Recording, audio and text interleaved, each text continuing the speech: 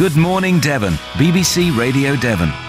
Now, I wonder if you remember on last week's programme, we heard from a lesbian couple fighting for the right to a full civil marriage licence. Well, we have an update for you. On Wednesday, the Reverend Sharon Ferguson, who we heard from, and her partner Franca Streetsel were turned away by Greenwich Registry Office on the grounds that the UK law stipulates that marriage partners have to be male and female.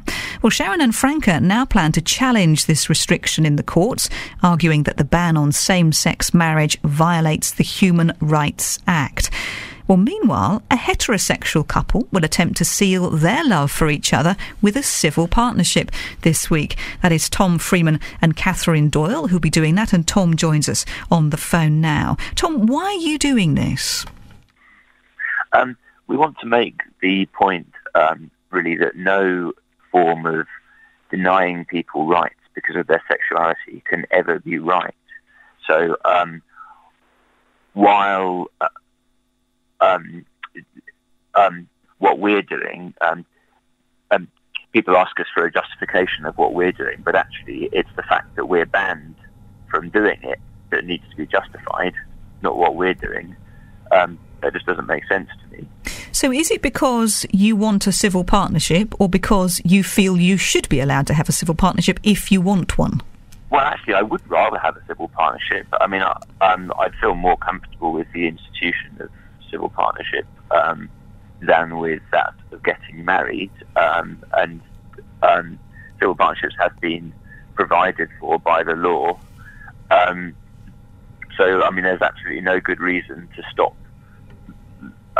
straight people from having them, except the fact that obviously the whole function of bringing in the Civil Partnerships Act was to mark lesbian and gay people as fundamentally separate from heterosexual people, as somehow sort of unfit for marriage. It was a way of holding gay people at arm's length from straight people, and we're obviously very much opposed to that.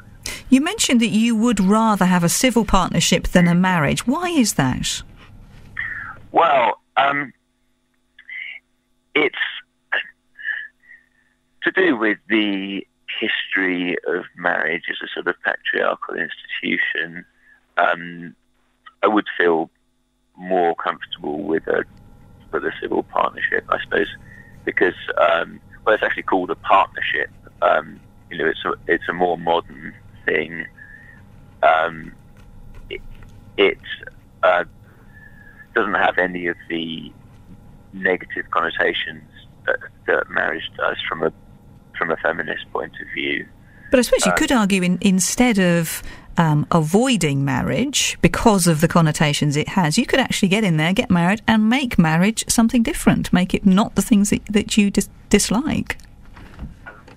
But at the moment, it's impossible for gay couples to marry, and we don't want to participate in that institution while there's still this system of segregation. We feel it would be wrong to just sort of turn a blind eye to that and go ahead and get married. I think the important thing is to show, with this sort of simultaneous applications by gay couples for marriage and straight couples for civil partnership, we want to show that it's never ever acceptable, as I say, to exclude any minority from an institution for no good reason.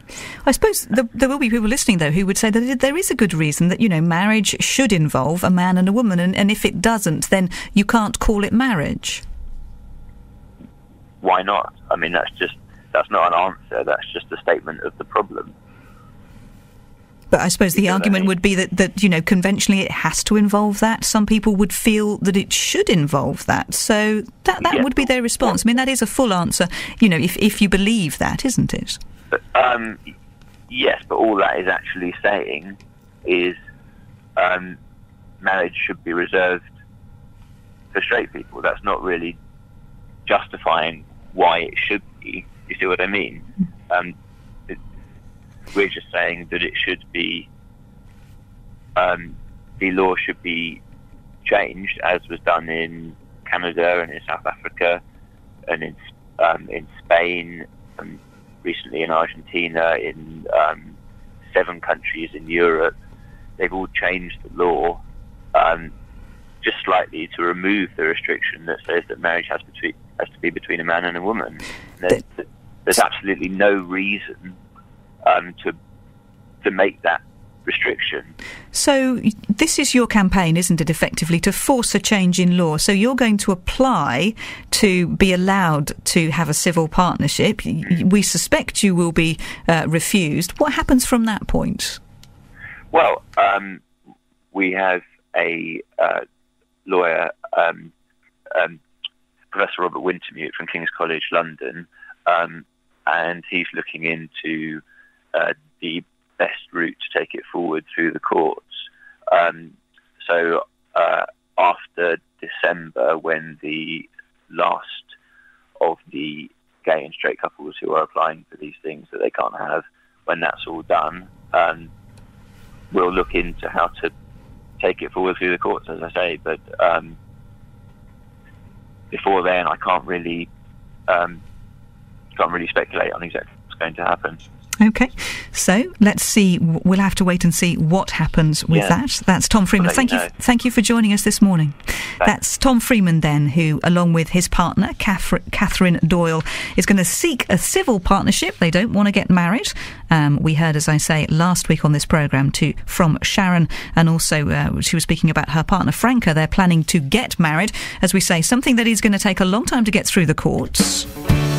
But we'll make sure we keep you up to date on it. Any thoughts on what you've heard?